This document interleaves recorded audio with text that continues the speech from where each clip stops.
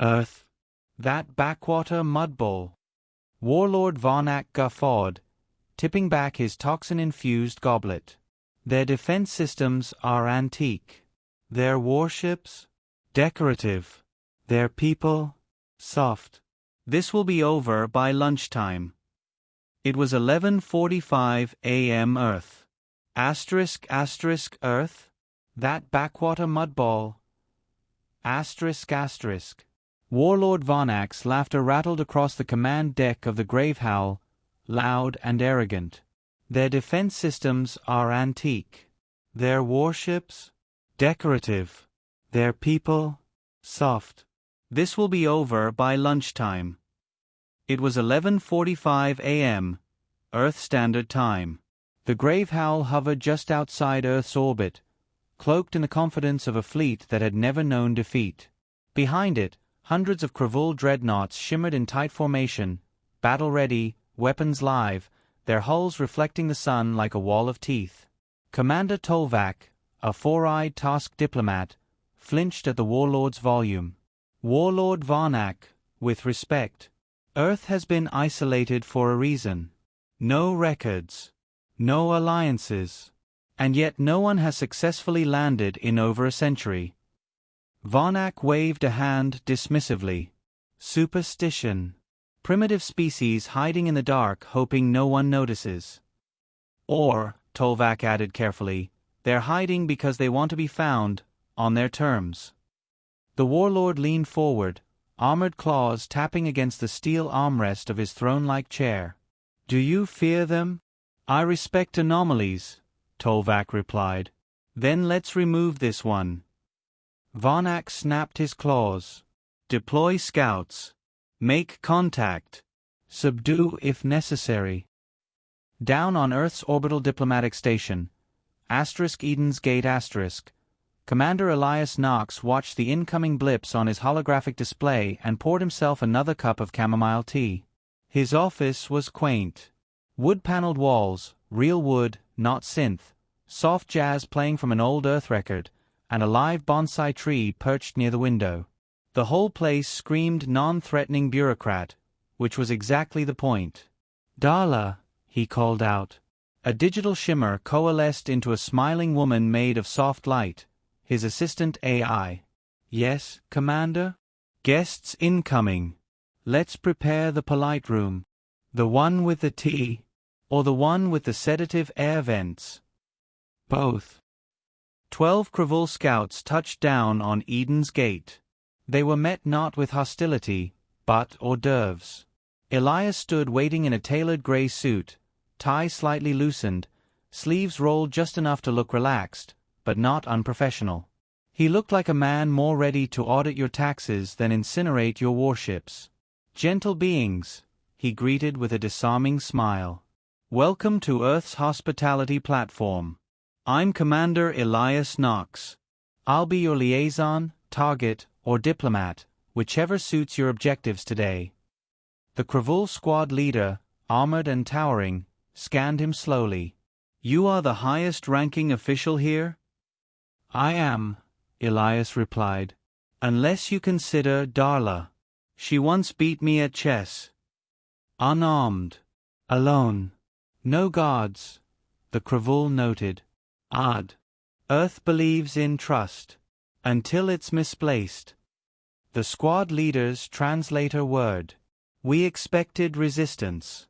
You appear too cooperative. Elias poured tea. Oh, I'm very cooperative.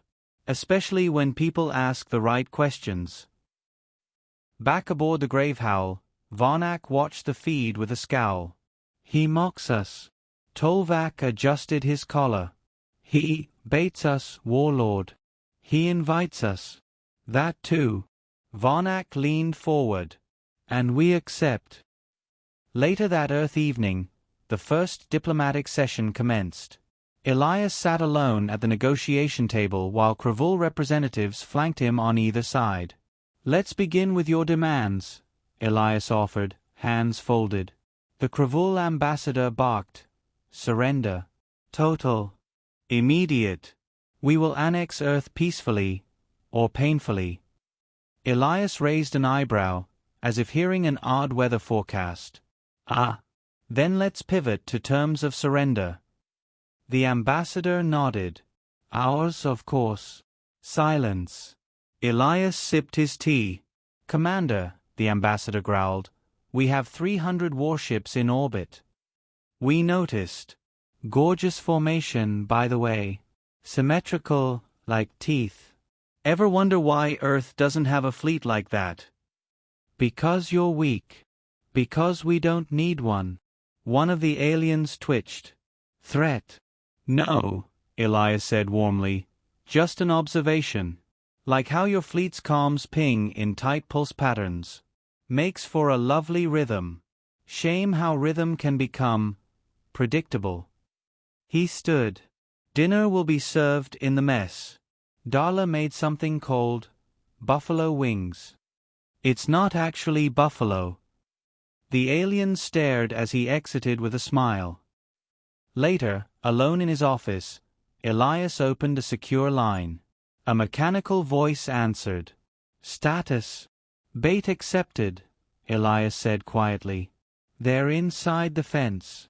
How long until detonation? Unnecessary, unless they get clever. Fleet formation is already within net perimeter. Planetary AIs are watching. Orbital defenses synced. We're ready. Good. Maintain the facade. Of course. They think we're sheep. It's what makes it fun. Above Earth, Warlord Varnak's mood soured with every report. No resistance. No fleet. No defenses. Tolvac frowned.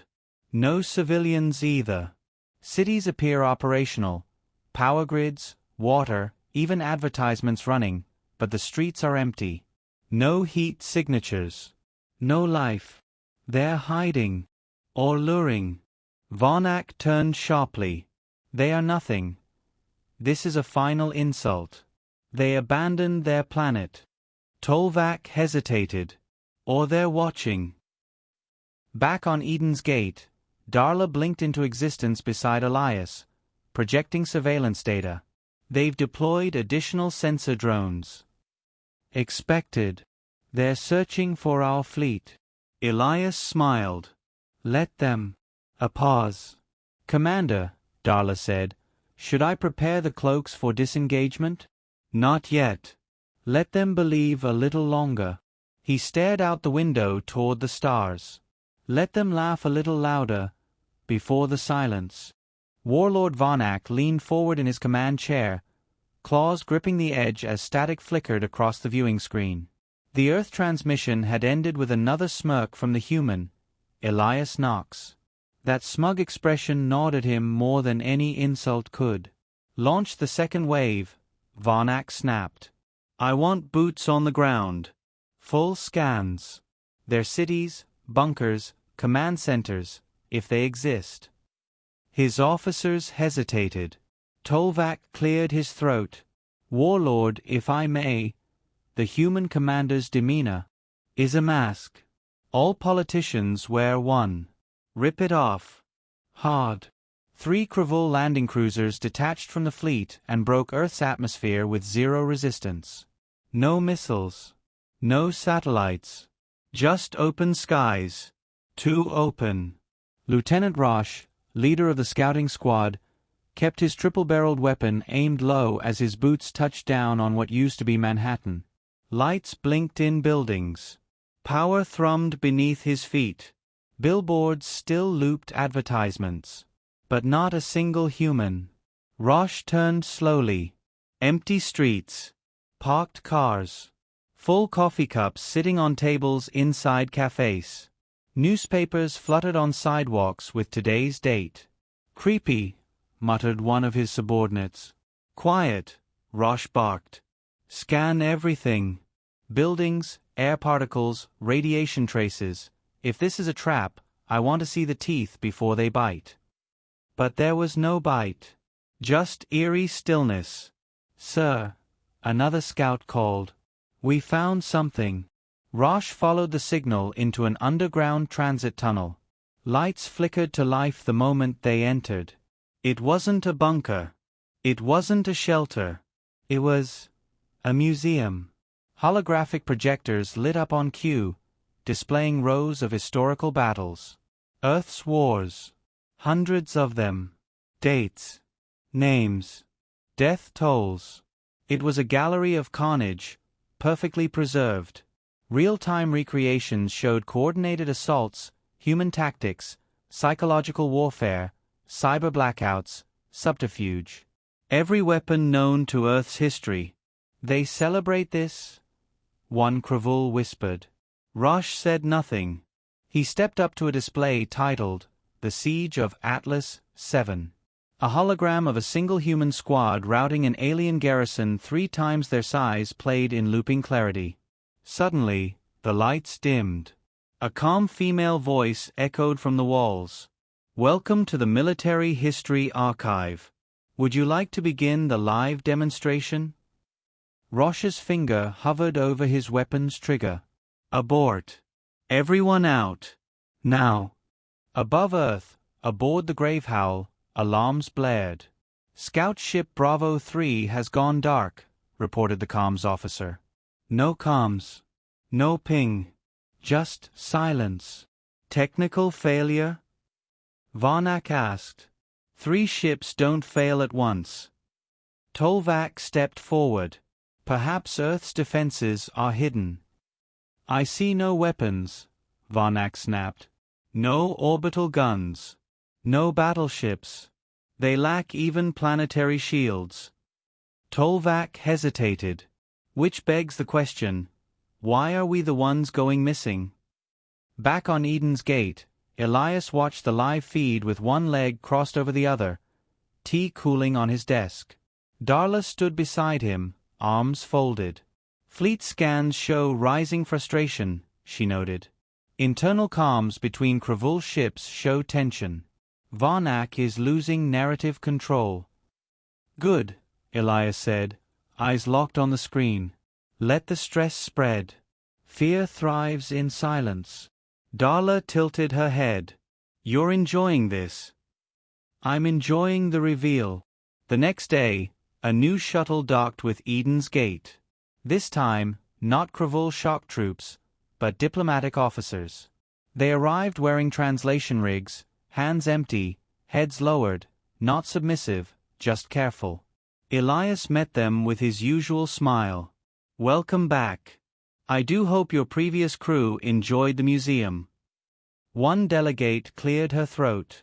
There were unfortunate complications. Tragic, Elias said, pouring tea for everyone. The thing about Earth museums, some exhibits are a bit too interactive. The delegates didn't sit. We're here to clarify Earth's current military posture, said the lead envoy. Peaceful, Elias replied. But your cities are empty. Correct. No fleet. No visible weapons. Exactly. That concerns us. Elias leaned in. Good. They stared at him, unsure if it was a joke. He sipped his tea. You came expecting a show of strength. You assumed we'd puff up like cornered animals. That's not how humans fight. That's how humans perform. You wanted to see something loud, something bright. We expected resistance. Resistance, Elias repeated, amused. That's an old concept. Earth doesn't resist. Earth calculates. A long silence. The envoy finally asked, Where are your people? Elias looked toward Earth, his voice soft but sharp. Waiting. And watching. That evening, aboard the Grave Howl, panic crept in behind the walls of Varnak's pride. More ships had gone dark. No attacks. No wreckage. Just missing. He stared at the projection of Earth, unchanged, still glowing peacefully. Send in drones, he growled. Deep scans. Disruptor sweeps. Tear apart their crust if we have to. Tolvac interrupted. We should pull back, Warlord. This may be. You fear them. I fear what we do not understand. Then it's time to understand everything, The next wave of probes entered Earth's upper atmosphere. They were met not with missiles, but silence. Until the sensors began to glitch. One by one, feeds were corrupted. Visuals blurred. Systems jammed. Then, static. In the command deck of the Gravehowl, a technician gasped. "We've been." The feed flicked back on. Elias Knox appeared. "Come. Alone. Tea in hand. Standing in the middle of what looked like a Kravul ship. "Hello again," he said with a nod. "You dropped these." He gestured, and the probe drones floated into view, deactivated, neatly stacked like recycled scrap. "Your tactics are familiar," Elias continued. "Overwhelm. Dominate. Control. You think Earth never saw that playbook? We wrote the introduction." The feed cut. No signal. No trace. Silence. Back on Eden's Gate, Darla turned toward Elias. "They'll come in force now." "They have to," he replied. "They're out of moves that don't involve fire. And we're just setting the stage." He stood, smoothing his suit jacket. "Let them feel powerful. Let them scream orders. Then, when they're sure, absolutely sure, that Earth has no defenses." He smiled thinly. "That's when we show them ours." Silence spread like a virus through the Kravul fleet. No more scout reports. No more probe data. Just the steady hum of uncertainty. Warlord Varnak paced the bridge, claws clinking softly against the floor. For the first time, he didn't speak. That alone made the room colder. "Eden's Gate has issued another transmission," the comms officer said quietly. "Play it." The screen blinked on. Elias Knox sat at his desk, suit crisp, tea steaming. His voice was calm, eyes unblinking. "Warlord Varnak," he began, "Earth extends its appreciation for your enthusiastic attention. However, your fleet's presence in our orbital space has been flagged as a potential hazard. For your safety, and ours, we kindly suggest withdrawal." He smiled. Immediately, the screen cut out. No threat. No demand. Just a suggestion. Varnak snarled, but Tolvac spoke first. "They're daring us." "No," the Warlord replied, low and slow. "They're warning us. Which means there's something left to fear." In low orbit, Earth hung below them, still warm, still quiet. But something had changed. The Kravul sensors couldn't name it, but every officer on every ship felt it. Pressure. Like the sky was holding its breath. Then, without a sound, the stars blinked. Fleet sensors screamed to life. New contacts, hundreds, appearing from behind the moon and far-side solar shadows. Black, sleek, silent. No energy spikes. No life signatures. They hadn't warped in. They'd been waiting. "Multiple unknown vessels," shouted the Kravul sensor chief. "Hull configurations. Unknown. Signature profiles. Unidentifiable." "What do you mean, unidentifiable?" Varnak barked. "No ion trails. No fuel signatures. No heat. They're dead." Tolvac's face paled. "They're unmanned." Varnak turned sharply. "Combat drones. Too large for drones. Too fast for carriers. They're..." Outside, stars vanished behind the silhouettes of black warships. Back on Eden's Gate, Elias stood in the observation lounge, arms behind his back, watching the Kravul fleet reposition in panic. Darla stood beside him, now dressed in a mock admiral's uniform. "Time?" he asked. 17 seconds until intercept range. Let them fire first." Darla raised an eyebrow. "You sure? They need to believe they're still in control. Even if it's only for a heartbeat." The Gravehowl opened fire. Energy beams cut across space. Missiles launched in waves. The sky erupted. The unknown ships didn't return fire. They didn't move. They absorbed. Beams vanished against polarized hulls. Missiles froze mid-flight, systems hijacked, turned, and calmly returned to sender. One Kravul frigate exploded in a bloom of its own ordnance. No targeting. No locks. No chatter, the Kravul weapons officer whispered. It's like they're watching us fail. Elias watched the chaos unfold, sipping tea again. Should I deploy full counterforce? Darla asked. Not yet. On the bridge of the Gravehowl, the silence broke with a high-pitched whine. The forward display shimmered. Static. Then, Elias. This time he wasn't sitting. He stood on the command deck of a Kravul cruiser. The crew behind him was unconscious. No blood. No battle. Just silence. Good evening, Elias said. I understand you've misunderstood Earth's situation. Allow me to clarify. He turned slowly, letting them absorb the image. One man, alone, inside an enemy ship, untouched. This fleet, he gestured to the black ships surrounding them, isn't for defense. It's for containment. Of what? Varnak growled. Of you. Elias stared directly into the feed. You weren't the first empire to try this. Just the first foolish enough to come in a straight line. He smiled gently. Don't worry. Earth doesn't hold grudges. A pause. Just records. The human fleet moved. They didn't accelerate. They shifted. As if the rules of motion didn't apply. In seconds, Kravul ships began blinking out, not from explosions, but erasure. Hulls folded in, systems collapsed. No debris. No fire. Just absence. Like they'd never been there at all. Pull back. Varnak shouted. Where, Warlord? Tolvac whispered. They're already behind us. On Earth's side of the moon, dormant orbital satellites powered on, ancient, rusted-looking things.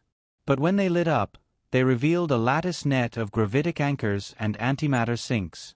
It wasn't a planetary shield. It was a trapdoor. And the Kravul was standing on it. Elias watched the Gravehowl tilt in space, engines sputtering, systems failing. Begin protocol, curtain fall, he said quietly. Darla nodded. Executing. Below, the surface of Earth began to shimmer. Hidden panels opened across continents. Docks rose from oceans. Thousands of additional ships emerged. Not launched, just revealed. Elias tapped the comm. To all listening species, he said, Earth was never defenseless. We were simply undecided. Inside the Gravehowl, Warlord Varnak stared in disbelief. All that power. Hidden. Tolvac could barely speak. Why not show it? Elias' voice returned over the system, soft, clear. Because if you see the claws before the strike, the hunt fails. Then the human ships fired. No sound. No flash. Just quiet precision.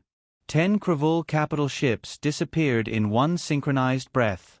One ship folded itself inside out. Another locked into time loop, endlessly exploding. Onboard Kravul comms burst with screaming. Then went quiet. Varnak slumped in his command chair.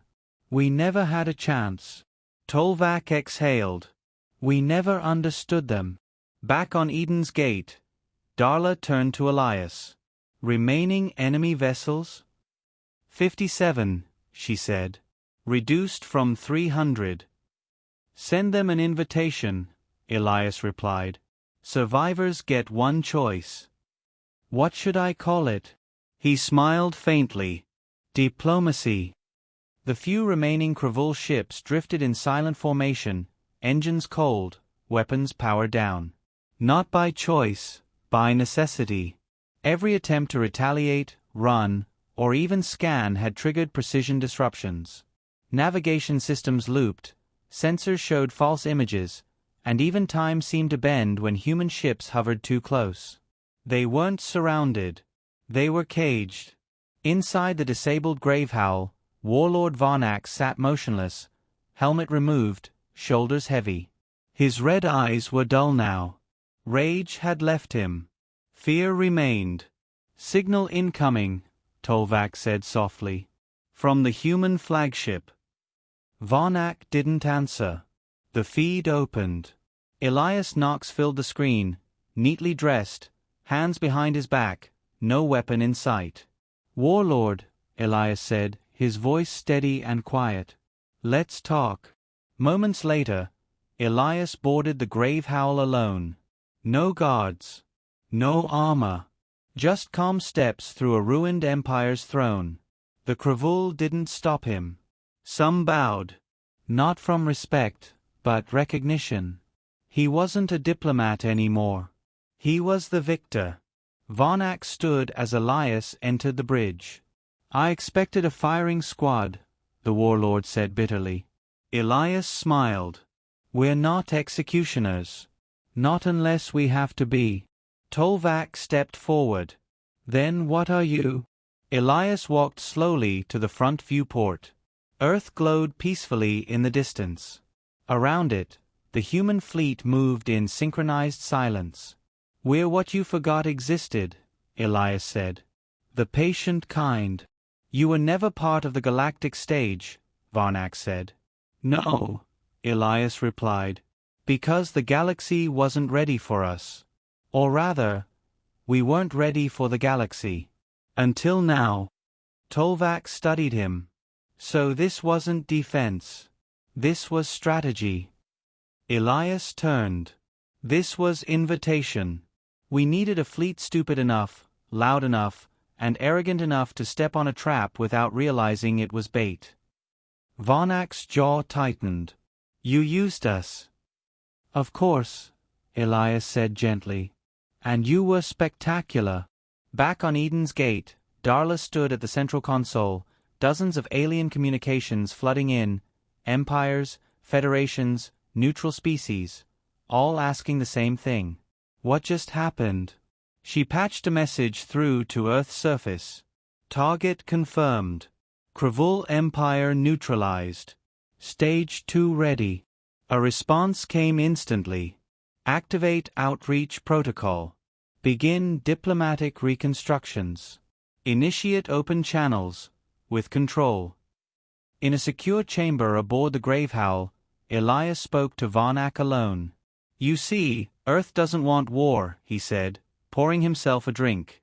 "It just doesn't avoid it anymore." He passed a second glass toward Varnac. The Warlord didn't take it. "You hid all this," Varnac growled. "Your fleets, your technology." "We hid our intent," Elias interrupted. "The galaxy thinks power comes from noise, from shows of force, from parades of firepower." He leaned forward. "We trained in silence, built in the dark, waited. And when we showed ourselves..." Varnac exhaled. It was already too late. Elias raised his glass. "Exactly." One by one, Kravul captains surrendered their ships. Human AIs linked to their systems, not to destroy, but to redirect. The once feared Kravul Armada became part of Earth's new vanguard. Ships were repaired, repainted. Symbols of a fallen warlord replaced by a quiet emblem. A single open eye, Earth's new sigil. Not watching. Watching back. Darla delivered the final report. "All Kravul territory is under Earth control.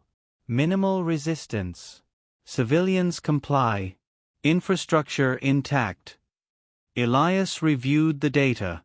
"Any galactic backlash?" "Curiosity outweighs outrage," she replied. "Most are too stunned to react. Some are asking to negotiate. A few want protection." He smiled. "And we'll offer it. Politely." In the Grand Hall of the Unified Galactic Council, which Earth had never been invited to before, Elias now stood at its center. Representatives from hundreds of species stared at the human envoy, expecting a threat, a speech, a declaration of dominance. They got none of those. Elias simply said, "Earth is no longer neutral." He paused. "We won't invade. We won't interfere. But we will be present." A long silence. "And we'll be watching." Later, aboard his new command ship, the Indigo Crown, Elias stood alone on the observation deck. The stars looked the same. Only now, they knew he was watching. Darla's voice chimed in. "Congratulations, Commander. Or should I say, Emperor?" Elias sipped his tea, amused. "Titles are for people who need to be recognized." "And you?" "I prefer results." Darla tilted her head. "So what happens next?" Elias turned away from the stars and smiled faintly. "We offer peace. And when they say yes..." He paused.